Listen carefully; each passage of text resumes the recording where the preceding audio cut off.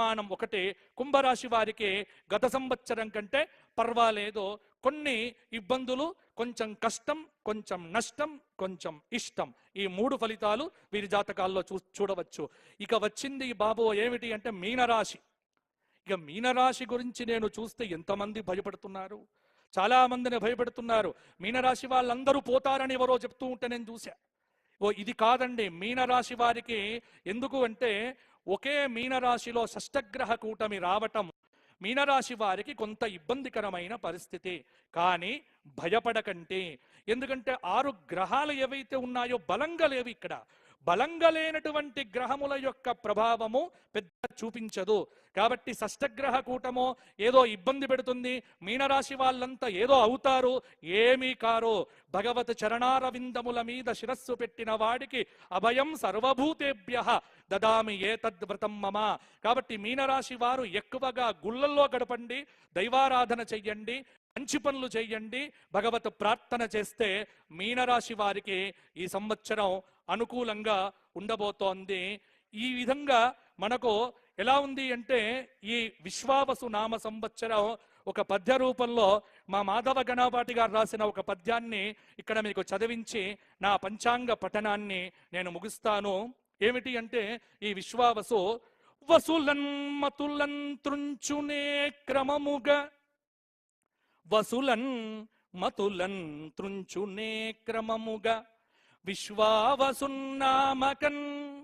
అసులన్ మోగన రూపలన్ వశమున విధితానే ఆడించునే, కసులన్ మానస వీధులన్ విసరితానంద కందంబుతోన విశ్వావసుత ఆడునే నరులతో వింతైన చేష్టల సృజిన్నే.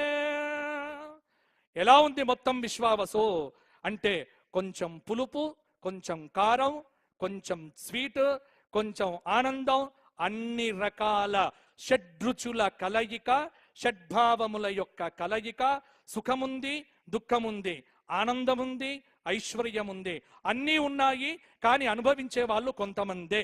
ఆ కొంతమంది ఎవరు అనేటువంటిది మీ సాధనను బట్టి, మీ ఆరాధనను బట్టి, ధర్మాన్ని తప్పకుండా, శాస్త్రాన్ని తప్పకుండా, భగవంతుడి యొక్క దివ్యమైనటువంటి అనుగ్రహాన్ని పొందినటువంటి ప్రతి ఒక్కడు కూడా బాగుంటాడు. నా తెలంగాణ రాష్ట్రానికి అద్భుతమైనటువంటి రోజులు వచ్చి ఆ స్వామి యొక్క, ఎందుకంటే వెంకటేశ్వర భగవానుడి యొక్క అనుగ్రహంతో విశ్వేశ్వర విలసత్కృప శాశ్వత సత్యామృత ఫల సంపత్కర విశ్వావసు రూపంబున విశ్వజనుల కందుగాక విజయాకృతియే. ఇది మా జొన్నవిత్తుల గారు చెప్పినటువంటి మాట. కాబట్టి విశ్వావసు నామ సంవత్సరం మీకు విజయ పరంపరలను కలిగించుగాక. కాబట్టి ఎవ్వరు సందేహాలు విడిచిపెట్టండి, ఆనందంగా పని చెయ్యండి. ఒక్కటే చిట్ట చివరి మాట ఏమిటి అంటే విశ్వావసు నామ సంవత్సరం కష్టపడే వాడికి మంచి ఫలితాన్ని, సుఖపడాలి అనుకునేటువంటి వాడికి ఇబ్బందికరమైన ఫలితాన్ని ఇస్తుంది. ఈ రెండింటితోనే మీరు అర్థం చేసుకొని మీరు ప్రవర్తిస్తే, ఎందుకంటే వచ్చే సంవత్సరం ఇంకా మీకు ఆ పేరు వింటేనే మీరు భయపడతారు. సరే వచ్చే సంవత్సరం ఎలాగో అప్పుడే చెప్పుకుంటాం కాబట్టి ఆ పేర్లేవి కూడా ఇప్పుడు చెప్పుకోకుండా విశ్వావసు మాత్రము వేదిక మీద ఉన్నటువంటి పెద్దలందరికీ ఆయురారోగ్య భోగ భాగ్యములను కలిగించుగాక. మా ధర్మపురి లక్ష్మీ నరసింహుడి యొక్క పరిపూర్ణ కృపా కటాక్ష వీక్షణ సౌభాగ్యము, యాదగిరిగుట్టలో ఉన్నటువంటి పంచముఖ లక్ష్మీ నరసింహ దివ్య అనుగ్రహము, వేములవాడ రాజరాజేశ్వరుడి యొక్క కరుణ, అలాగే అద్భుతమైనటువంటి అలంపురం జోగులాంబ తల్లి యొక్క అనుగ్రహ విశేషాలు, తెలంగాణలో అద్భుతంగా ఉన్నటువంటి మహంకాళి అమ్మవారు, అలాగే పెద్దమ్మ గుడి, ఒకటేమిటి రెండేమిటి, దేవాదాయ ధర్మాదాయ శాఖ. ఇక్కడ కూడా ఒక్క విషయం నేను చెబుతా, ఒకే ఒక్క మాట ఏమిటి సవరించాల్సింది. ఇక్కడ మీరందరూ కూడా కూర్చొని అద్భుతంగా విశేషంగా యాదగిరి గుట్ట అన్నారు కదా, ఇక్కడ కూడా సమాసంలో తప్పు, దేవాదాయ ధర్మదాయ ఉండదు, దేవదాయ ధర్మదాయ శాఖ.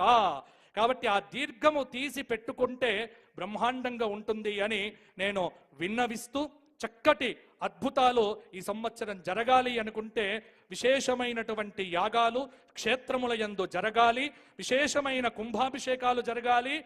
ఈ రాష్ట్రంలో దేవతకు సంబంధించిన ఇబ్బందులు లేకుండా చూడగలిగితే రాష్ట్రమును ఆ తెలంగాణ తల్లి రూపంలో ఉన్న మహాకాళి, మహాలక్ష్మి, మహాసరస్వతి, రాజరాజేశ్వరి, అంబిక, చండిక, దుర్గా, పరమేశ్వరి అద్భుత